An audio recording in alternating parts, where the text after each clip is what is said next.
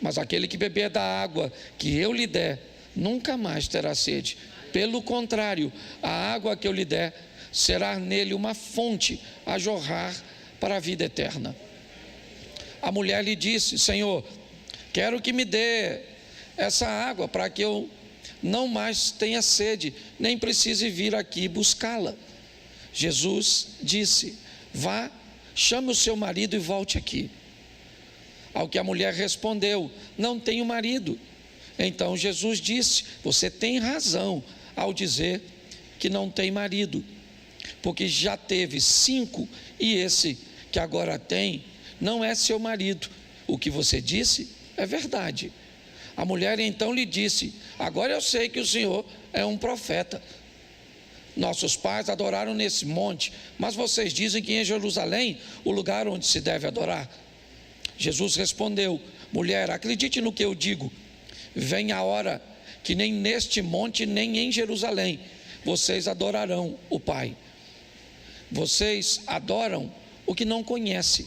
Nós adoramos o que conhecemos, porque a salvação vem dos judeus. Mas vem a hora, e já chegou, em que os verdadeiros adoradores adorarão o Pai em espírito e em verdade, porque são esses que o Pai procura para seus adoradores. Feche os seus olhos. Senhor nosso Deus e Pai, em nome de Jesus, eis aqui a Tua palavra, continue falando conosco. Usa-me como um canal de bênção nesta hora, pelo poder do nome de Jesus. Você pode dizer amém? Amém. Bom, mais uma vez Jesus está numa de suas caminhadas, numa de suas diligências, e agora passando em território hostil, um ambiente que não era frequentado pelos judeus, um ambiente dos samaritanos, certo? Apesar de serem, ou de terem a raiz na mesma família, havia um litígio bem desconfortável entre os judeus e os samaritanos. E agora Jesus veio para salvar a todos. Então a história aqui é pautada em salvação. No domingo eu conversei com vocês sobre a preparação que precisaríamos fazer para enfrentarmos a segunda morte, tá certo? Essa foi a temática. O que tens preparado? Para quem será? Nós temos 2 vidas, uma no corpo físico e outra na alma. A palavra morte quer dizer apenas, de uma forma bem simples, separação. Você morre a primeira vez quando o espírito deixa o corpo. Você corre o risco de morrer a segunda vez quando a alma é separada de Deus. Quando nós olhamos para tudo isso, nós vamos descobrir algumas coisas bem importantes nesse texto. Primeiro, nós vamos observar a história desta mulher, porque ela vai de alguma forma nos representar. Vamos esquecer as questões de gênero, vamos esquecer a dificuldade que ela está enfrentando aqui, vamos apenas focar no que essa mulher está buscando, ok? É importante que a vida dela está pautada em 2 direções. Uma, ela é física, ela é material, mas a outra não tem a ver simplesmente com questões físicas, financeiras e materiais. É lógico que ela tem um cântaro à mão, ela tem uma corda, o que indica que esta mulher está em busca de água, tá certo? Isso é algo para seu corpo físico e não para sua alma. Ela sai de casa para buscar no poço de Jacó uma água, e é simplesmente isso. Não tem nada de extraordinário nisso, não tem nada de sensacional, é muito comum. Ela é uma pessoa que vive nesta terra, e por viver nesta terra, neste mundo, ela tem necessidades desta terra e deste mundo, e uma delas básicas é água. O ser humano basicamente depende de água, abrigo e alimento. Então, quando olhamos para isso, é essa história que nós vemos. Porém, por detrás desta mulher existe outra procura, porque ela não é apenas um corpo, ela não é apenas matéria. Tem outra coisa que ela está buscando. Ela busca a satisfação de um relacionamento. Ela busca a tão sonhada felicidade que a maioria ou todo ser humano emocionalmente saudável está buscando. Ela quer ser feliz. Então permita ela buscar sua felicidade onde? Onde ela acredita que a felicidade está. Está cheio de gente aqui buscando a felicidade no dinheiro. Está cheio de gente aqui buscando a felicidade nos filhos. Está cheio de gente aqui buscando a felicidade numa casa própria. Porque as pessoas vão buscar a sua felicidade onde ela acredita que a sua felicidade está. Isso é extremamente respeitoso. Nós olhamos para alguém que é uma lutadora como você, que tem buscado seu alvo, que tem buscado alcançar seu propósito ao longo dos anos. É somente isso que ela está fazendo.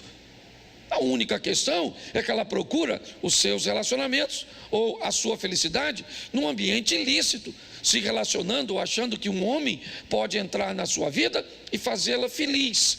É isso que ela pensa. Ela é uma lutadora como todos nós, como você que sai de casa todos os dias, certo? Talvez não para buscar a água que ela buscou no poço, mas para buscar o recurso para a luz, para o gás, para o alimento, para a internet, para o colégio e para tantas outras coisas. A história da mulher é a mesma nossa, ela só precisa de uma boa consciência de adaptação, é somente isso. E ela está lutando para alcançar tudo isso sem sucesso. É isso. E na minha visão, tem alguém que está olhando as pessoas que não desistem. Tem alguém que está olhando as pessoas que procuram a felicidade, que procuram a plenitude, certo? Que procuram ser felizes.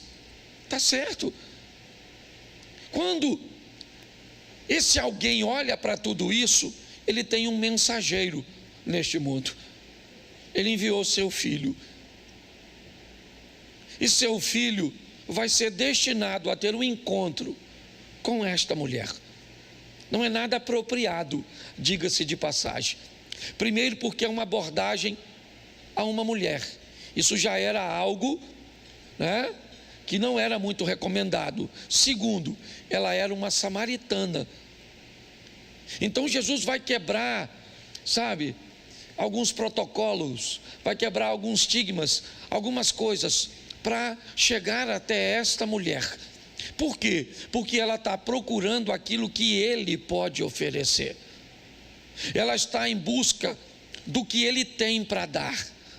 A satisfação que ela busca nos relacionamentos e não encontra, ele pode oferecer a ela.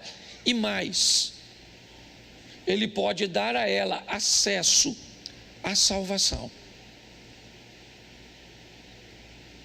Preste atenção nesse encontro. Meio-dia, Jesus fica sozinho para encontrar a mulher.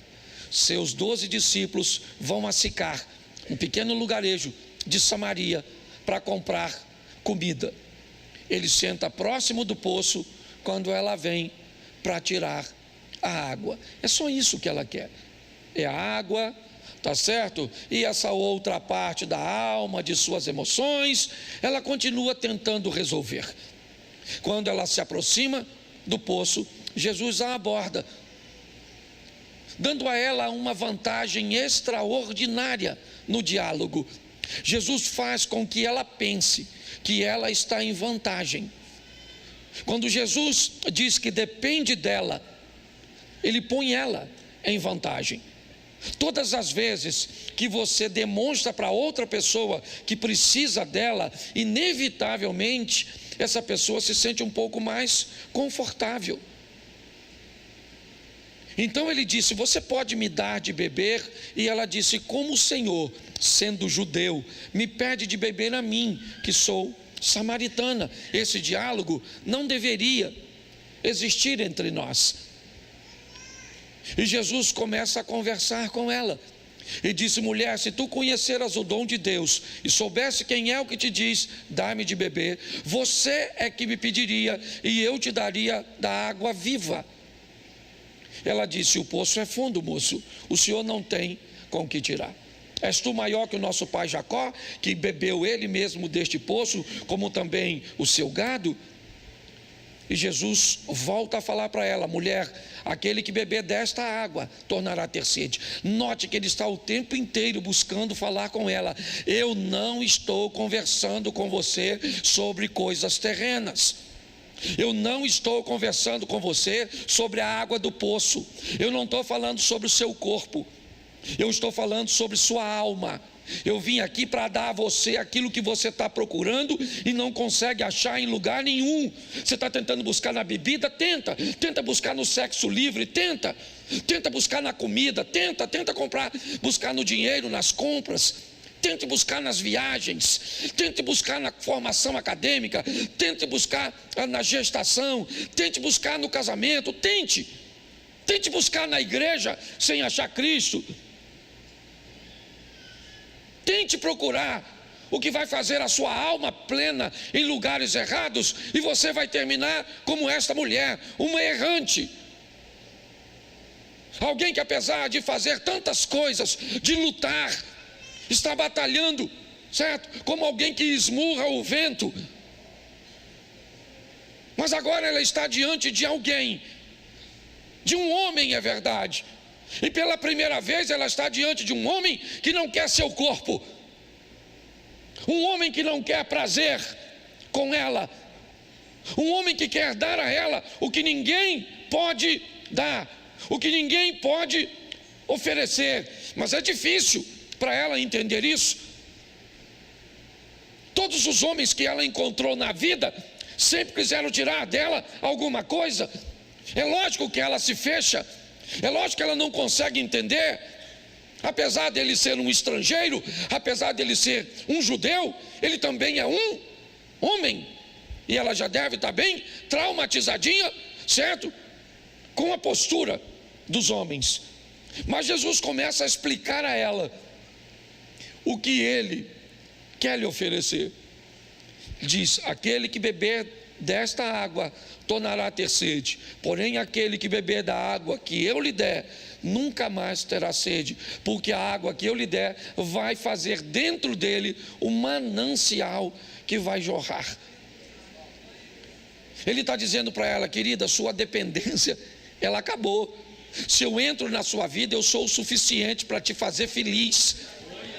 Eu sou o suficiente para dar a você o que ninguém. Não interessa o que te fizeram no passado, não interessa o quanto te feriram, o quanto te decepcionaram, o quanto te molestaram, o quanto te magoaram, o quanto te traíram, o quanto te humilharam, não interessa. Não existe ninguém que pode mudar o passado, mas existe alguém que pode mudar o futuro. E esse alguém é Cristo, numa parceria com você, porque se você não quiser, ele também não pode mudar. Então ele está mostrando isso para ela, mas é difícil. Onde o senhor tem desta água? Me dê um pouco aqui, certo? Note que a dona não consegue entender nada. Está Jesus falando de um mundo espiritual, emocional, e a mulher quer saber da água. Cadê a água? Cadê o cântaro? O senhor não tem corda, o senhor não tem isso, o senhor não tem aquilo. E eu gosto como ele aborda, porque ele foi altamente discreto, certo? Mas quando ele viu que não funcionava, ele queria salvar de qualquer jeito. Diz que quem não vai pelo amor, vai pela, e não vai com honra, vai com desonra. Ele falou: dona, vamos fazer o seguinte, vou perder a senhora não, vai lá chamar seu marido. E ela pensou: vamos voltar para a água. Eu acho que estava mais, né? Vai lá e chama o seu marido. Ela falou: aí moço, posso falar a verdade para o senhor? Eu sou o quê? Solteira. Estou na pista. É isso aí, moço. Eu não tenho marido. Jesus falou: não tem não. Certo? Bom, a senhora não tem porque a senhora já teve 5. Eu imagino a face. Pensa, você encontra com um estranho, certo? Certo? Ele é um homem potencial, mesmo sendo estrangeiro, certo? Com mais trauma. A dona ainda não achou o homem da vida dela, está até dividindo com outra. Está no texto, não sou eu que estou falando não, tá certo? Aí Jesus, a senhora não tem, deixa eu explicar para a senhora, dona. A senhora já teve, note que Jesus invade o passado dela. A senhora já teve 5 homens, até aí está tudo bem. Quantas mulheres solteiras já não teve 5, 7, 10 homens? Namorado, namorido e todas essas coisas. Ninguém falou nada, a mulher ficou tudo quietinha, certo? Mas é uma grande verdade. Até aí tem alguma coisa de errado? Ela já teve, né? Ela não é casada e já teve alguns homens possíveis maridos que não deram certo. Tem alguma coisa de errado com o passado dela? Não, mas agora Jesus vai enfiar a faca na dona no presente. Mas além dos 5, dona, a senhora está no 6º, que nem é seu. Aí chamou a dona de adúltera. Na classe, mas chamou. Tá certo? Na categoria. A senhora está no 6º, que não é teu. Quando ele falou isso, ela não aguentou. Ela falou, nossa, sem graça. Eu vejo que o senhor é profeta. Vamos mudar de assunto, que esse negócio de água e homem está ruim para o meu lado. Olha, na água eu não entendi e no homem eu me envergonhei. Então vamos ver qual é a próxima opção. Ela disse, eu vejo que o senhor é profeta. E os nossos pais adoravam nesses montes. E vocês, judeus, adoram ou dizem que Jerusalém é o local de adorar. Bom, ela foi buscar o quê? O que ela foi buscar no poço? Ela foi buscar água, sim ou não? Jesus falou de uma água que ela não entendeu, certo? Falou de um marido que ela não queria conversa, sim ou não? Mas fez com que a pauta da conversa mudasse de coisas materiais para coisas espirituais. Vejo que o Senhor é profeta. Nossos pais adoravam nesses montes e vocês dizem que Jerusalém é o local de adorar. Agora Jesus vai quebrar ela e vai dizer, dona, deixa eu explicar a senhora. Ora vem, que nem nesses montes, nem em Jerusalém adorareis o Pai. Porque Deus não tem lugar para adoração. Deus busca adoradores que o adorem em qualquer lugar. Para um adorador, qualquer ambiente é ambiente de adorar, porque o ambiente não faz o adorador, é o adorador que faz o ambiente. Você está entendendo? Quando olhamos para isso, não interessa onde você mora, onde você frequenta, onde você trabalha. Quando você chegou, você não chegou sozinho, você chegou acompanhado. Deus chegou contigo e aquele local se tornou um local de adorar. E é assim que funciona. É desse jeito. Quando olhamos para isso, Jesus começa a expor a ela um treinamento extraordinário sobre salvação. Ora, vem que nem nesses montes adorareis o Pai, certo? E agora Jesus diz algo: vós adorais o que não sabeis. É aqui que eu quero me deter. Eu vou terminar, mas volto aqui. Vocês adoram o que não conhecem. Vocês não sabem muitas coisas a respeito do assunto mais importante da vida de vocês, que é a salvação, que é ter um encontro para vencer a segunda morte. Vocês adoram sem conhecimento. Nós adoramos o que conhecemos, porque a salvação vem dos judeus. O que Jesus está dizendo é: eu estou aqui trazendo e preparando pessoas para ensinarem, né, vocês a entenderem sobre salvação. Porque Jesus faz praticamente um intensivo com esta mulher, porque é ela que vai ficar como evangelista em Samaria, não é nenhum de seus discípulos. É por isso que Jesus fala com ela coisas que sequer conversou com os discípulos.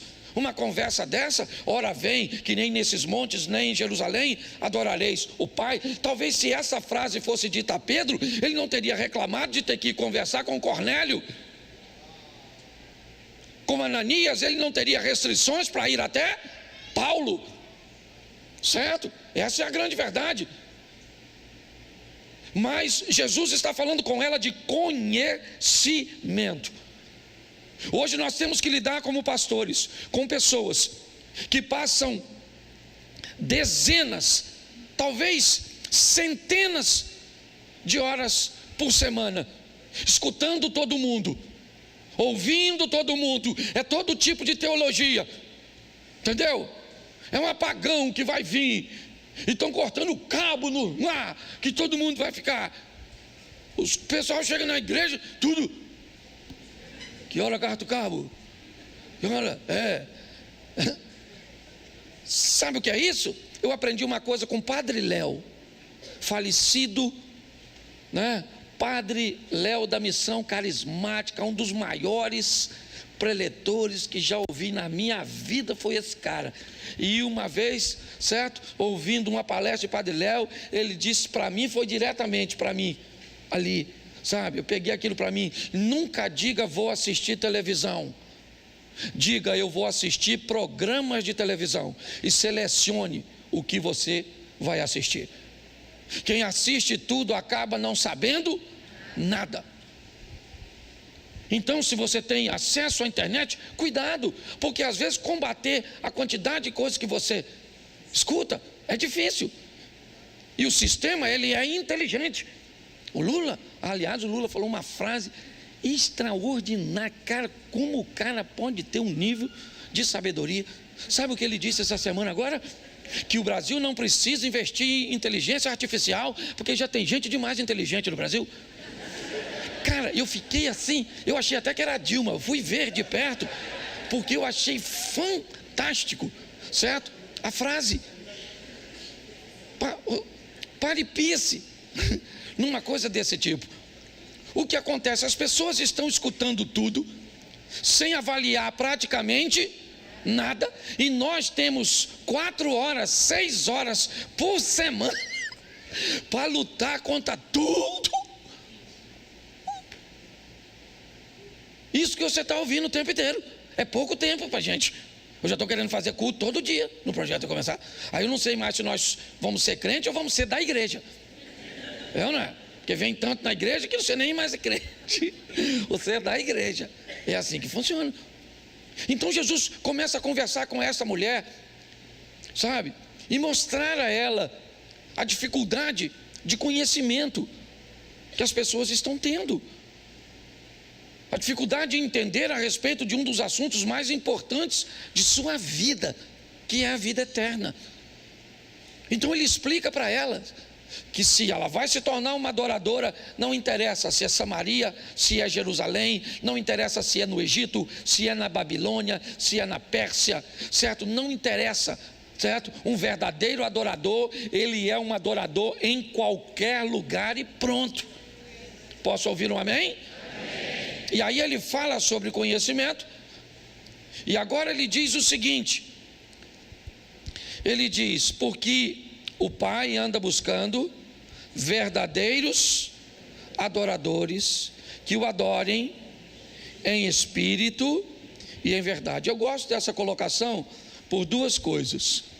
Primeiro, porque a minha visão, espírito, adora em espírito, tem a ver com aquilo que é abstrato, com aquilo que não é palpável, né? Não vou usar uma palavra, mas é de uma forma simples. Falar pneumo não é minha intenção.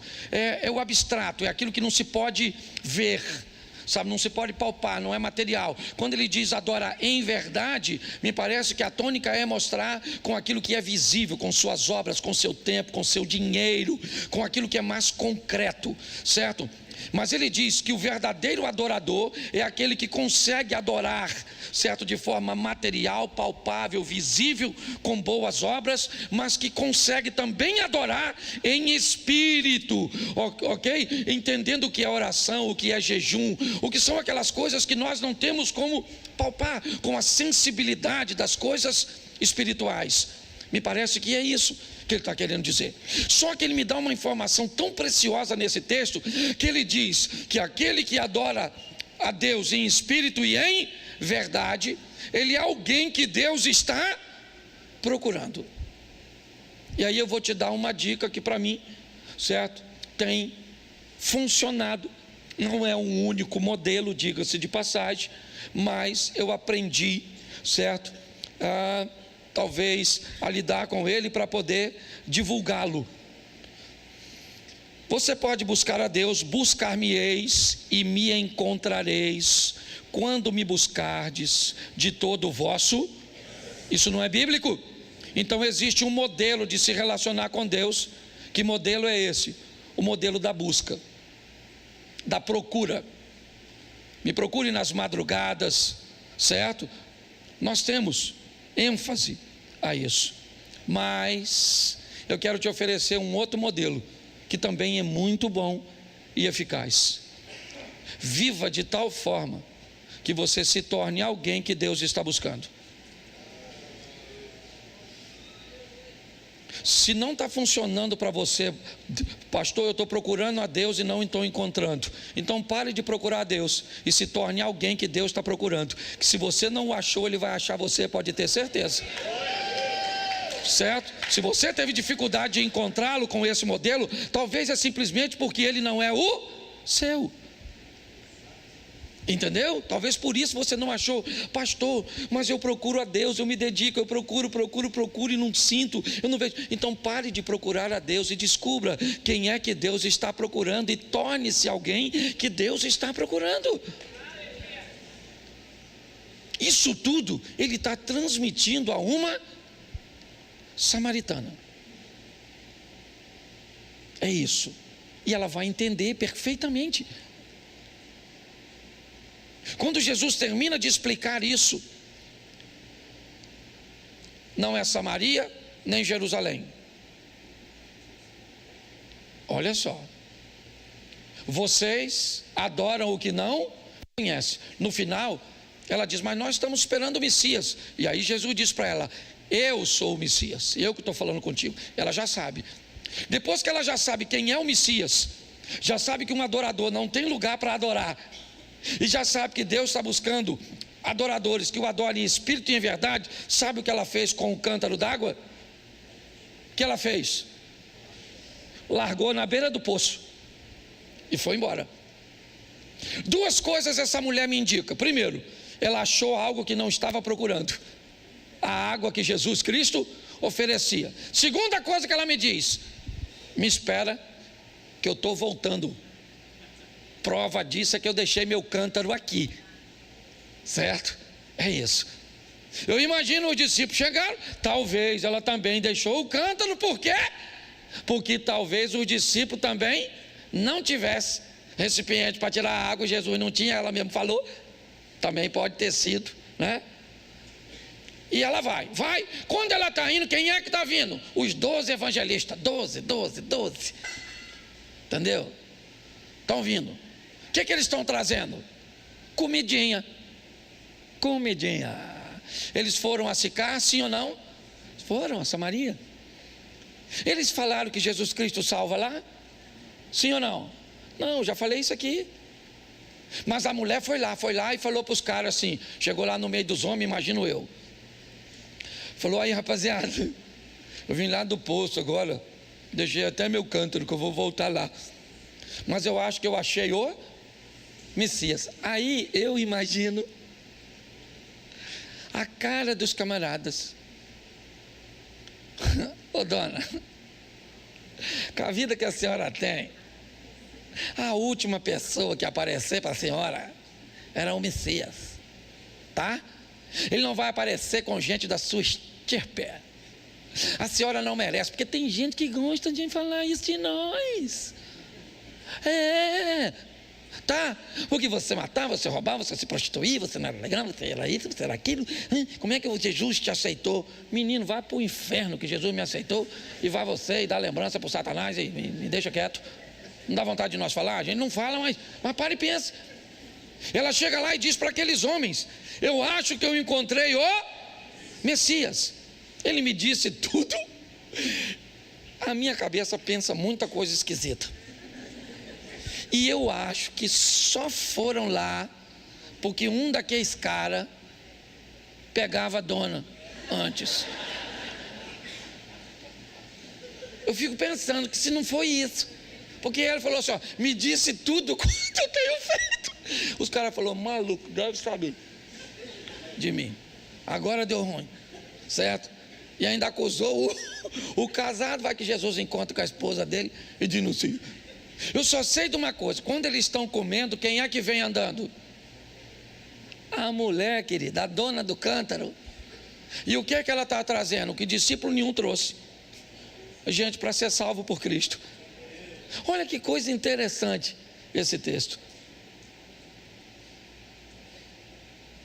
Quando nós olhamos para isso, eu fico pensando, primeiro, se nós sabemos a respeito de nossa salvação. No domingo eu falei, não vou repetir, mas eu vi alguém perguntar algumas coisas que me deixaram bem preocupado como pastor de uma igreja. Você sabe quais são os fundamentos da salvação?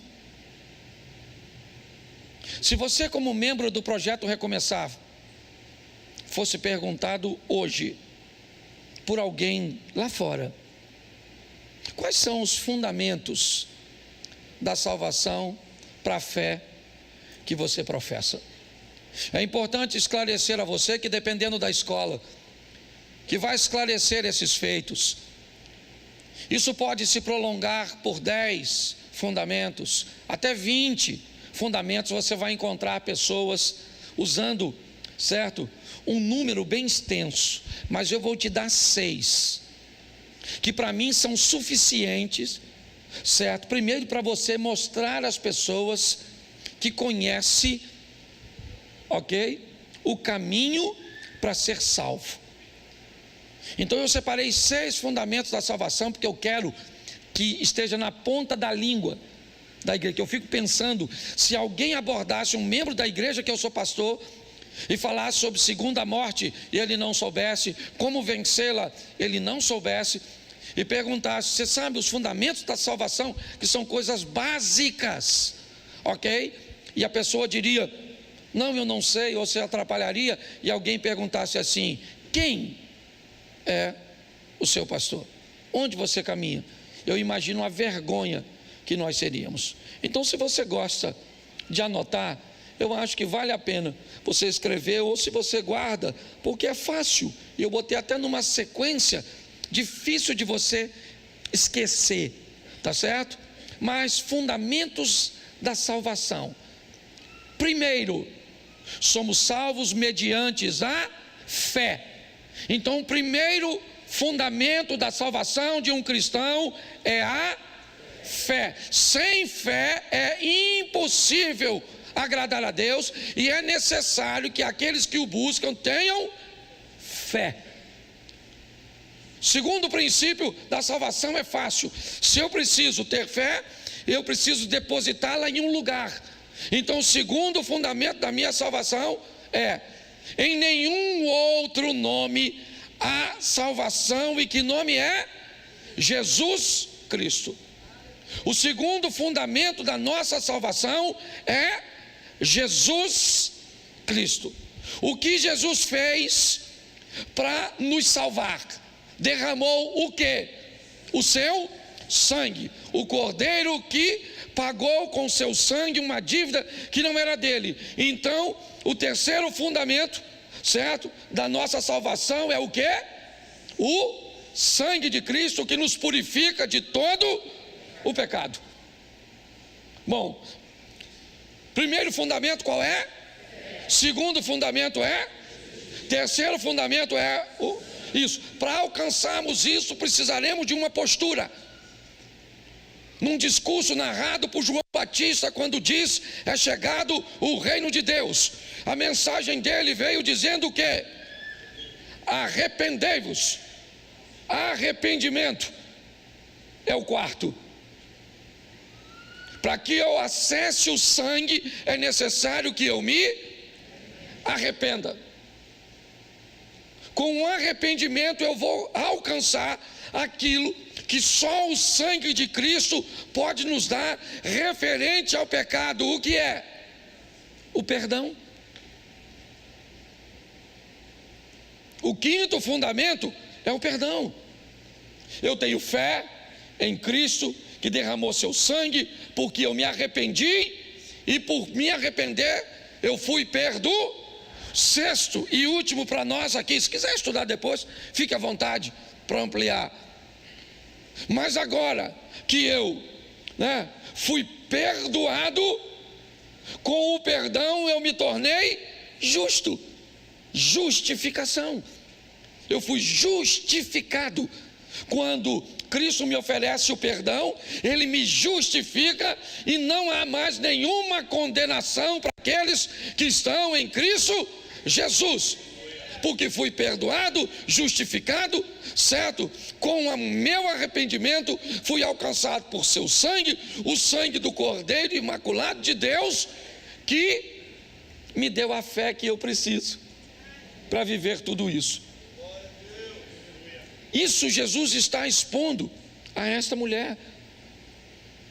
Porque preste atenção, quanto mais preparado você estiver para viver lá fora, menos engano. São coisas simples. Se até nós que somos pastores fomos questionados de repente, quais são os fundamentos da salvação? Tem gente que até manter isso nítido na nossa mente é muito importante. Por quê? Porque queremos uma igreja que vá morar no céu, que consiga vencer o pecado. Sabe, eu vou continuar falando isso aqui até que Subirá venha falar. Ele vem no nosso aniversário, mas não vai dar tempo para dar 2 horas a ele para falar. Como é que eu vou dar 2 horas? Nós vamos fazer um